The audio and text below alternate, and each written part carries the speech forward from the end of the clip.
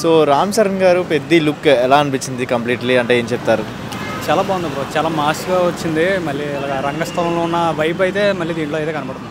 రంగస్థలంలో ఉన్న వైపు కనబడుతుంది అంటున్నారు. రంగస్థలంలో మరి అవార్డు అనేది రాలేకపోయింది. మరి ఈ మూవీ ద్వారా ఏమైనా ఎక్స్పెక్టేషన్స్ ఏం పెట్టుకోవచ్చా?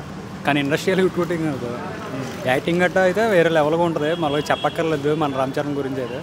పర్లా ఇది అయితే దీని గురించి చాలా ఎక్స్పెక్టేషన్స్ ఉన్నాయి మామూలు ఫ్యాన్స్ దగ్గర కూడా. ఓకే, బాగుంది. బేసిక్గా రంగస్థలం అంటే మనకు తెలిసిందే కదా, ఇచ్చపడేశారు దాంట్లో.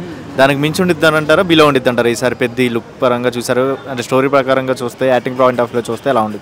ఏదైనా మూవీ అయితే ఉండి కొద్ది ఎక్స్పెక్టేషన్స్ క్రాస్ చేస్తుంది కానీ దిగదు బ్రో. అంటే మన గేమ్ చేంజర్తో కొద్దిగా డౌన్ అయింది కదా, దట్స్ వై మాస్కింగ్ అని కొంతమంది అన్నారు కదా దీని మీద.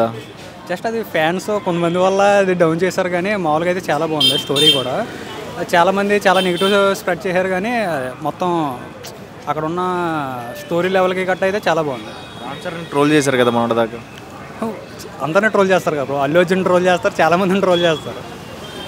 కమింగ్ టు రామ్ చరణ్ గారు పెద్ద లుక్లో పోస్టర్ చూశారు కదా, ఆ మాస్కి చాలామంది ఎక్కువ హై ప్రయారిటీ ఇస్తున్నారు. ఈ మూవీ ద్వారా పెద్దదేదో కడుతున్నారు, పెద్దదేదో కొడుతున్నారు అని చెప్పి.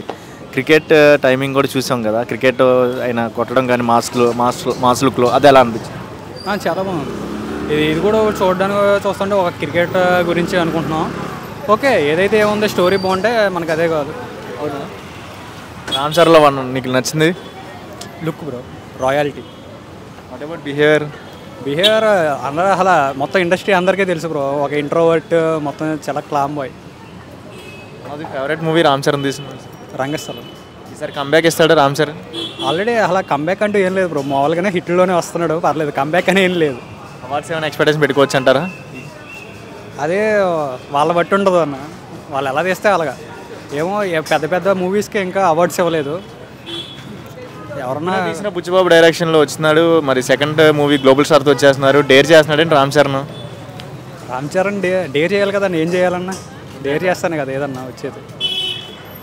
రామ్ చరణ్ ఇంక చెప్పడానికి ఏముండదన్న, పీక్స్ ఇంకా సార్.